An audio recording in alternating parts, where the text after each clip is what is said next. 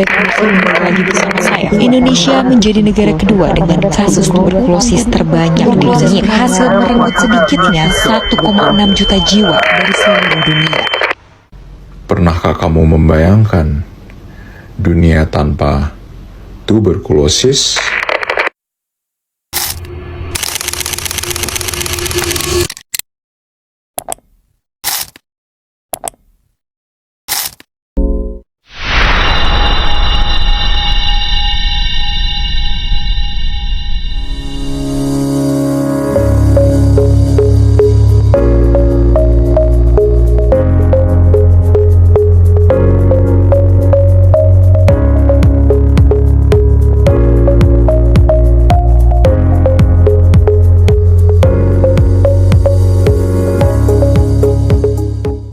Assalamualaikum warahmatullahi wabarakatuh.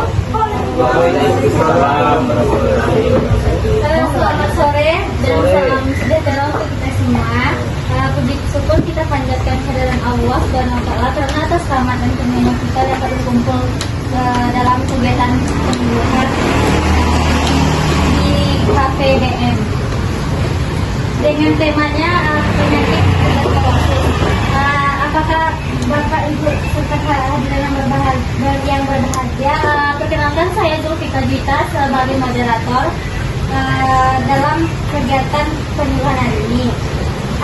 Adapun susunan acara yang kita jalani bersama, yang pertama salam pembuka yang dilakukan oleh saya sendiri, yang kedua penyampaian materi oleh narasumber, yang ketiga sesi tanya jawabnya, yang keempat penutup. Sebelum kita mulai acaranya, kita ada kontrak waktunya Bapak atau abang-abang semua, yaitu dari jam 3:30 sampai jam 4, sekitar 30 menit. Apakah Bapak dan Ibu bersedia? Bersedia.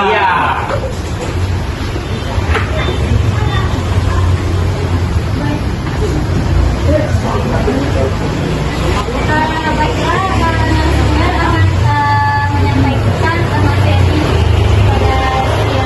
pada sore hari ini yang disampaikan oleh Amanda kepada Amanda. Saya Amanda Ria. Saya akan menjelaskan apa itu penyakit tuberkulosis. Sebelumnya Bapak Ibu tahu nggak apa itu penyakit tuberkulosis? Enggak. Enggak ya Pak? Saya tahu ya Pak? Oh, baiklah, tuberkulosis adalah penyakit yang disebabkan oleh infeksi virus yang namanya Mycobacterium tuberculosis. Nah, ini itu bisa menular melalui dahak, bersin maupun berbicara, Bapak Ibu. Kenapa bisa? Karena Mycobacterium tuberculosis itu menyerang paru-paru sehingga paru-paru terinfeksi. Selanjutnya penyebab tuberkulosis paru-paru. Apakah Bapak tahu penyebab TB paru? Tidak. Baiklah, penyebab itu yang pertama kontak rumah tangga atau kontak dekat dengan penderita TB. Kenapa ini bisa terjadi? Karena penularan ini biasanya terjadi lewat udara dari si penderita TB melalui baju, bersin ataupun berbicara. Jika ruangannya tertutup dan sirkulasi udaranya buruk, maka risiko penularannya akan lebih besar. Selanjutnya ada merokok dan paparan asap rokok. Di sini apakah bapak-bapak semuanya merokok?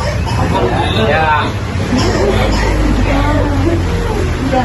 Selanjutnya merokok. Kenapa merokok bisa menyebabkan TB paru? Karena rokok ini membuat paru-paru lemah dan sulit melawan kuman yang masuk ke dalam paru-paru. Nah, asap rokok itu juga merusak bulu-bulu halus di saluran nafas yang namanya itu silia, sehingga fungsinya tadi itu membersihkan kotoran dan kuman, tetapi dikarenakan dia dirusak maka kuman dan debu masuk ke paru-paru. Selanjutnya itu diabetes dan kontrol gula. Di sini ada keluarga bapak yang menderita diabetes? Ya. Alhamdulillah ya Pak, nggak ada ya Pak. Kenapa bisa diabetes itu menyebabkan TB paru? Karena orang diabetes itu yang biasanya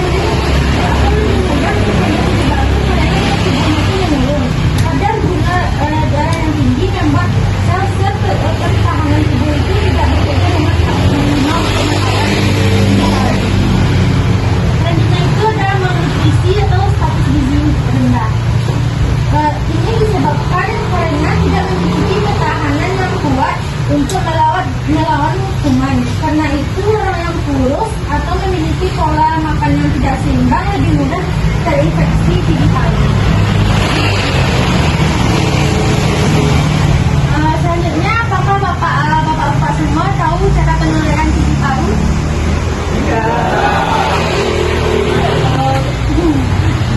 Baik, cara penularan itu yang pertama melalui udara. Nah, TB paru itu menular saat kita batuk, bersin, atau berbicara. Jadi mikrobakteri tadi itu keluar bersama tercikan mudah yang dapat melayang di udara dalam beberapa waktu yang lama. Yang kedua itu faktor lingkungan yang mendukung penularan. Nah, biasanya ruangan tertutup dan minim ventilasi memperbesar risiko penularan. Tempat padat penduduk seperti rumah, kos, penjara, dan asrama menjadi lokasi rawan penyebaran. Yang ketiga itu tidak menular lewat makanan atau sentuhan makanan. Maksudnya adalah TB itu tidak menular lewat jabatan tangan atau berbagi makanan. TB itu hanya terjadi jika seseorang menghirup udara yang terkontaminasi oleh bakteri. Selanjutnya, apakah Bapak dan Ibu tahu tanda dan gejala TB paru? Tidak. Ini ada penyuluhan. Gejala utamanya itu batuk lama, misalnya batuknya lebih dari 5 minggu, dan demam ringan serta penurunan berat badan yang drastis. Terdapat gejala tambahan seperti kedinginan malam, nyeri dada, sesak, dan kelelahan. Selanjutnya itu cara pencegahan. Apakah Bapak dan Ibu tahu cara pencegahan? Dengan cara yang pertama itu menjaga kebersihan dan sirkulasi udara. Yang kedua, menutup mulut dan hidung saat batuk atau bersin. Yang ketiga, tidak meludah sembarangan. Yang keempat, menjaga daya tubuh. Dan yang kelima itu melakukan vaksinasi BCG.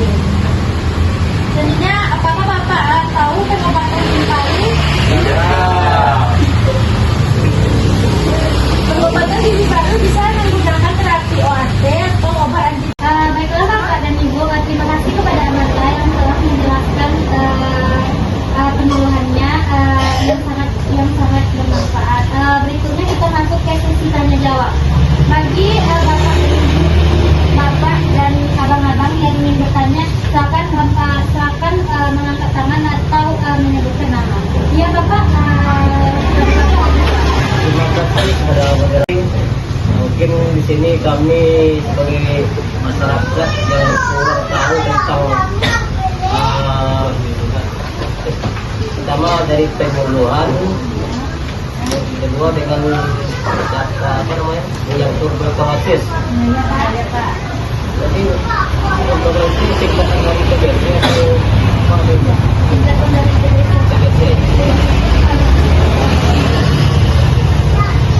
Jadi itu pertanyaan pertama. Yang kedua tentang penyebab penularan ini dari orang yang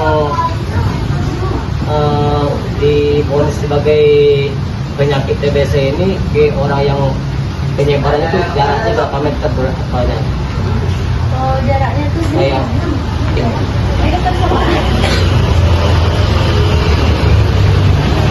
jarak antara di A sama di B penularan itu jaraknya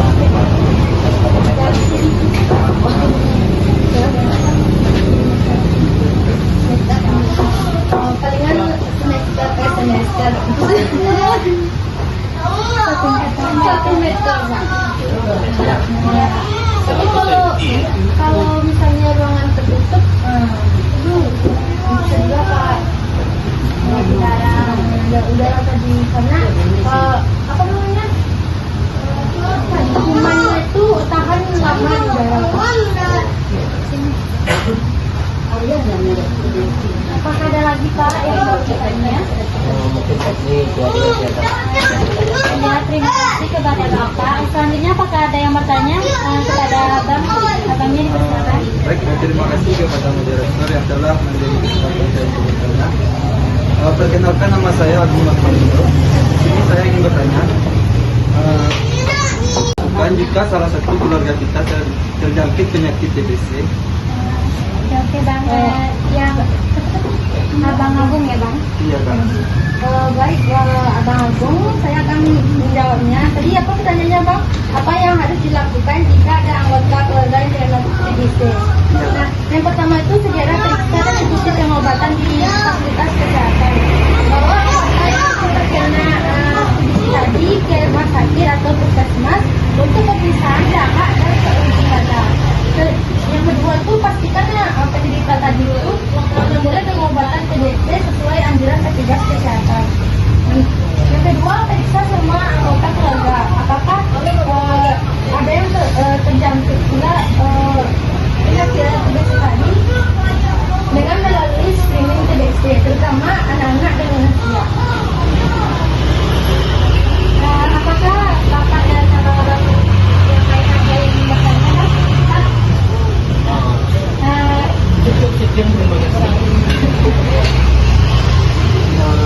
Siapa sangat Pak?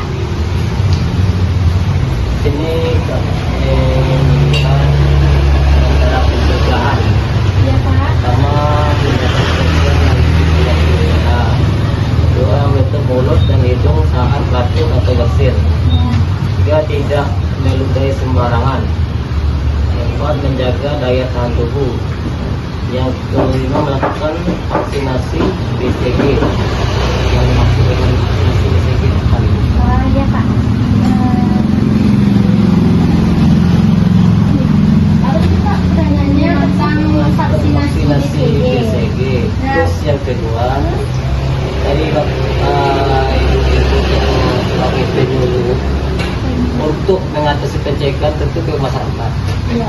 Kalau seandainya masyarakat ini ada yang terjangkit penyakit TBC ini, gimana solusinya untuk mengimbau masyarakat untuk mengatasi pencegahan. Jadi terima kasih kepada Bapak yang akan dijawab oleh rekan saya kepada Amanda di belakang. Dan tadi pertanyaan yang pertama itu apa yang itu vaksin BCG ya Pak? Nah, kebanyakan dari BCG itu adalah Bacillus thuringiensis. Nah, vaksin ini adalah vaksin yang digunakan untuk mencegah penyakit TBC, terutama bentuk TBC berat seperti TBC pada otak dan TBC tulang. Nah, siapa yang harus mendapatkan vaksin TBC? Vaksin TBC itu diberikan pada waktu pas bayi, waktu lahir sebelum usia 2 bulan. Jika belum mendapatkannya, anak-anak masih bisa divaksin setelah dipastikan tidak memiliki gejala TBC.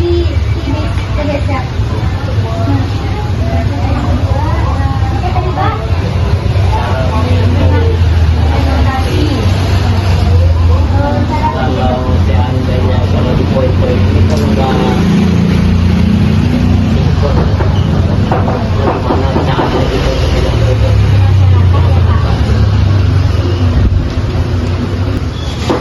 Itu yang pertama itu dengan cara edukasi. Ya kayak gini kan Pak, edukasi itu.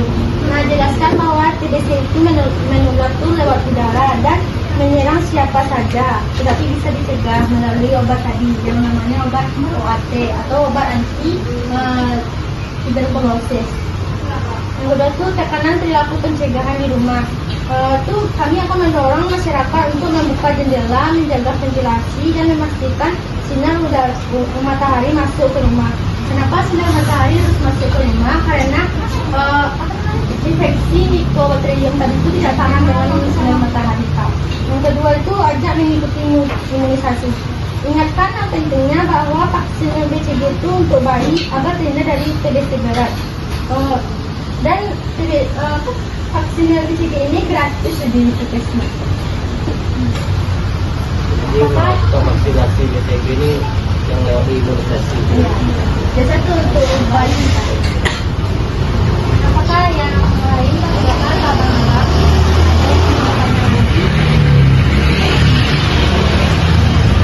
Kalau tidak ada,